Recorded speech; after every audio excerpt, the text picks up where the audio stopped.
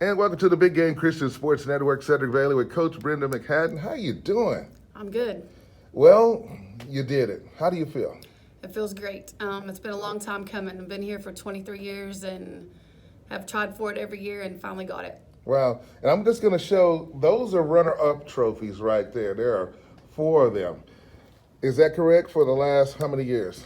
16, 17, 18, and 19, we were runner-up. And then last year, due to COVID, we didn't have a season and then came back and won it this year. So. Well, I got you. Well, Coach, I remember coming here 2 years ago because the Gordon girls, Amaya and Sierra ran, Yes. and I saw Consuela's videos, and I just sat there and watched over the years. And then I said, I'm going to come to a track meet and just watch. That's all I wanted to do. I saw so much going on, special awards, presentations. My friend David Jackson says, we picked Ardmore because of the track coaches there. Can you tell us about what makes Ardmore Track such a great program and how you set these standards, Coach? First of all, there's a lot of people in the community that step in and help us. We have several volunteer coaches on our staff that come in every day and work with our kids. Chase Pollard comes and works with our pole vaulters. Harold Brown's here with our shot and disc kids. Jemiah Cody comes from the HFV Center, helps with our long jumpers. Chris Pelton's trying to work a full-time job at Valero, and he's here with us. There's just a lot of people that care about the program and care about our sport that put the time in for our kids, and that's really paid off for us. Yes, and I know Chris and them, and I see Harold. And not only, they go to the basketball games, and I ran into you at Carl Albert Midwest City in the regionals, and you was talking to Coach Newby, and I said, I get to meet Coach McHatton, and I get to see you and everything, and you're there watching the girls. So how do you prepare for your upcoming track season? Because last year, we didn't get to have it because of COVID. Right. I think one of the key things is being important to the kids is to show them that you care. I mean, if I don't want them to just think that I care about them during track season, and I don't care about them any other time. And I try to be, anything they're at or involved in, I want to be there and support them. So I also have a son that plays basketball on a high school team. So this year was a little bit tougher on me to try to make the girls' games and to watch my kid play. But those days that I could, I wanted to be at basketball and show them, I care about what they do everywhere. And I care about our girls' program here at Ardmore. Whether it's softball, soccer, whatever it is, we all try to support each other. So I think that's important to our kids to know it's not just important in the sport you're coaching, but overall that you care about them as a person. A couple of years ago, I was in the stands, and I married Kalea Willis's grandmother, Darla's my wife. And Kalea comes up and I said, why aren't you down there running track? And how did y'all get her involved to say, I want to run track? I didn't know she was that fast. We've just tried for 2 years. We tried before even COVID last year, trying to talk to the kids and say, hey, just come try it. I think there's a big transition from middle school to high school, when they see, they might be the top runner as an 8th grader and come in as a freshman and not ever score a point or not ever get a medal. And I think that's hard on some of them. And they're scared of that transition year between middle school and high school. They think I'm going to be running against seniors and juniors and I'm just a freshman. I'm not going to do very good. So we try to run lots of varsity and JV. In fact, every track meet we went to this year, I ran 2 teams for that reason. I want those younger kids to have some success and our older kids to have some success. So we just try to get them to buy into our program and, again, show them that we care about them as a person, not just during track season, and try to build those relationships with those kids. Let's talk about field events, okay? I'm looking at the discus and the shot put. And there's this little sophomore freshman who comes up and stands on the podium. Yes. Who is this young lady? Did she win the shot? Who is that person? Izzy Popa, she's a freshman, actually started out in soccer and had thrown summer track for Coach Brown, and he said she needs to be out here throwing with us. So we went and talked to her and we're like, hey, we're willing to work with the soccer coach whenever you don't have a soccer game. Can you come throw with us and work out with us? And by the end of the season, I don't think she went to soccer very much. She wasn't getting, to play a whole lot there, which I understand, splitting the varsity sports kind of hard trying to do 2 sports. And she decided to focus on track and field. And I'll give it to those throwers that have been here. If Coach Brown got off work at 6 o'clock at night, they were here at 6 o'clock at night whenever he could be here to work with them and do whatever they needed to do. So she really stepped up for us.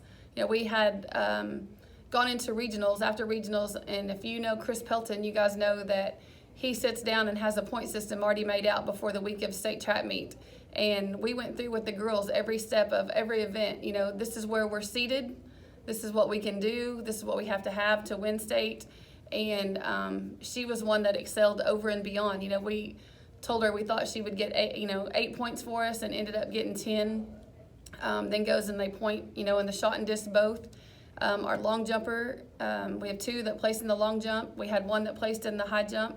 And then our pole vaulter got points. So all 5 of our field events pointed for us, which was huge. I mean, without those field event points. The Baker kid was doing the shot. What did the Baker kid? She did the shot put. She didn't place, but she, she was out there. But. Gotcha. Now here's the moment that I saw, because you were going here and then you came back this way.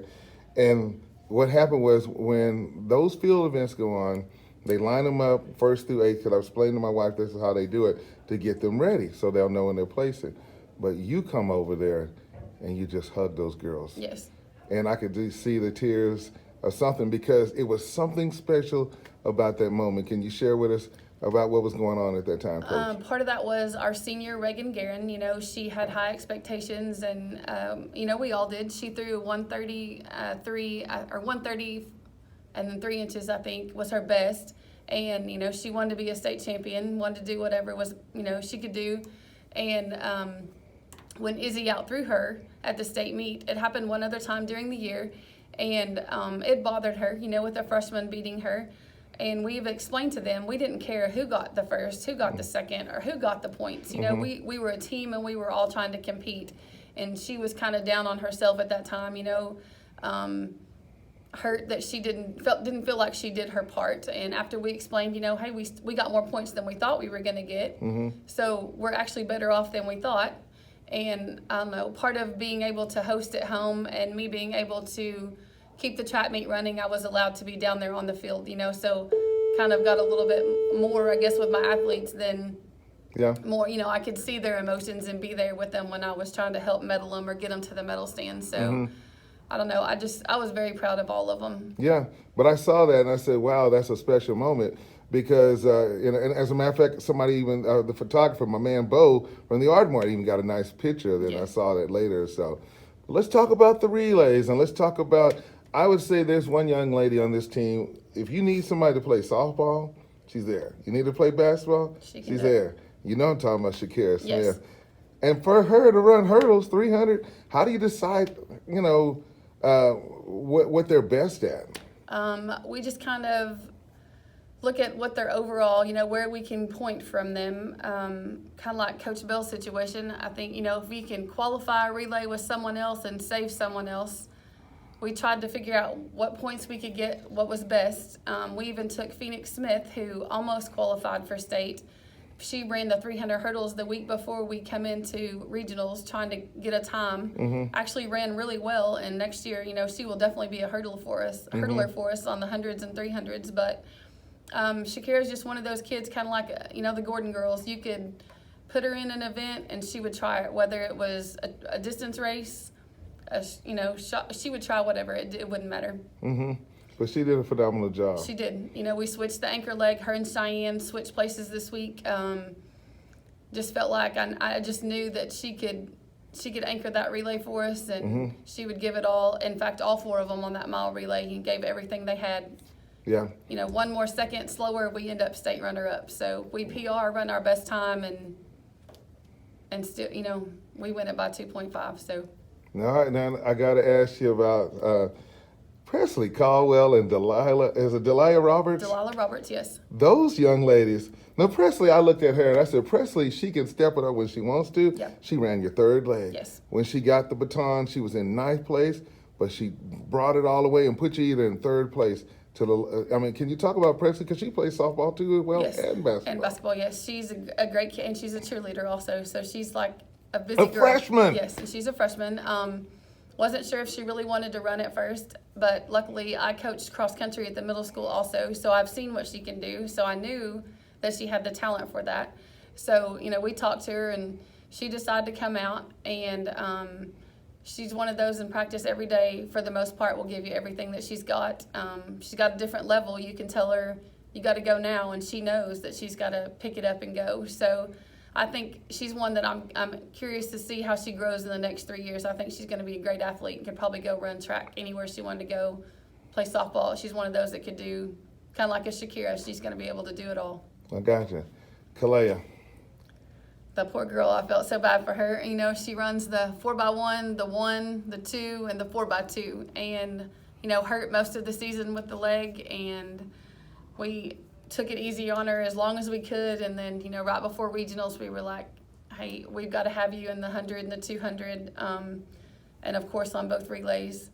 She's a great kid, worked hard for us every day, never complained. Even when she was hurt, wanted to keep trying, wanted to keep going. We had to hold her back and say, hey, not today. We're only going to run 1 race or 2 races today. But come out the state trap meet, you know, she performed well.